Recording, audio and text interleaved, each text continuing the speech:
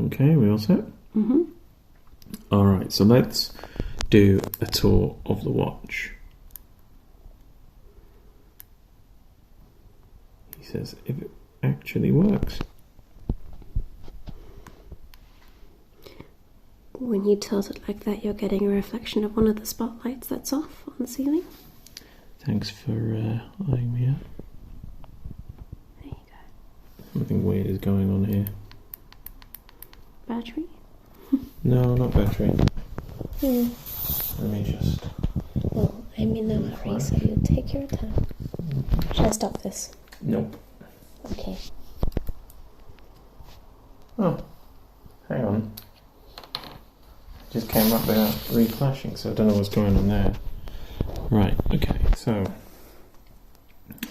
so this is the Amiga Smartwatch, and I'm just going to give you a bit of a tour of the different features. So we have this main screen here, you've got the time, we've got the date, the timer is switched off, we have a little boing ball on the top left there, then there's a step count, and as this is a new deploy, there's no steps.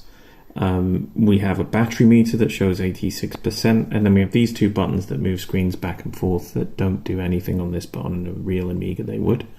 And then we have this workbench icon, which takes us to a menu.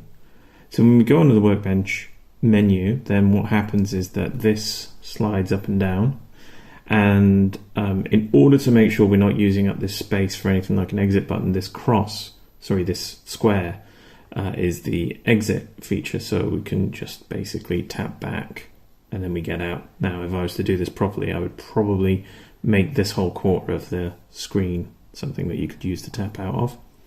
But we've got a timer, we've got some music, we have a speech function, and we've got some Wi-Fi.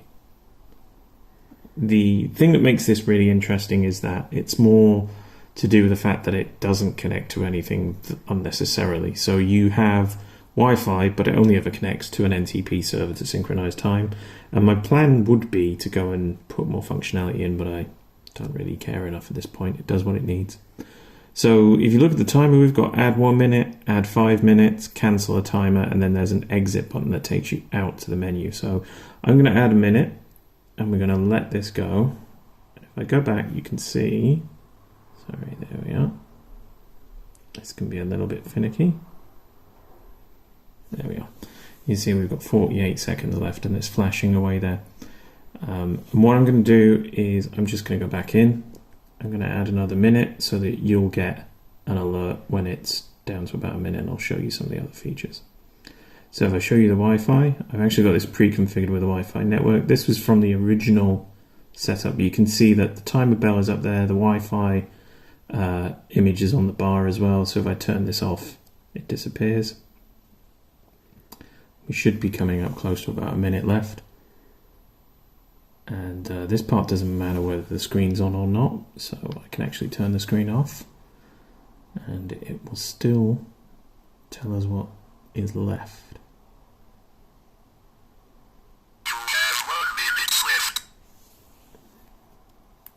So we can see there that we have about a minute left.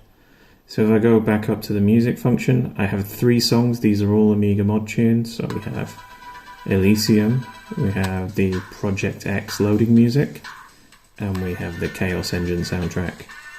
So just tap it again to stop it and then come out. And then there's the say command. Now, I actually had some other plans for this, but it's all gone a little bit weird and I don't really have the time to do much, but as you can see, it's not really something you're going to want to use more than once. You have to keep tapping through to get to the different sections of the alphabet that you want. It's not really something that's that good.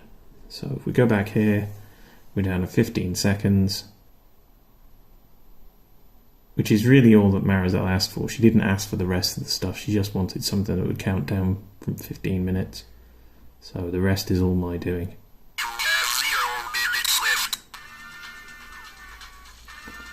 And now that's going to play the mod music, and depending on the tune it might play it forever until you stop it, or might not. So if we just go up to timer, you can see that noise there is from the tile method blocking everything else. We just go to cancel, and there we go. The timer is now off. I can go back to music if I fancy some music. There we go. So it's not perfect. Under the hood, it's as buggy as sin. It seriously is incredibly badly written. It's something that I'm very rarely ashamed of software that I've written, and this is one of those pieces of software that I'm truly ashamed of the code. But it works, kind of, just about enough. And that's it.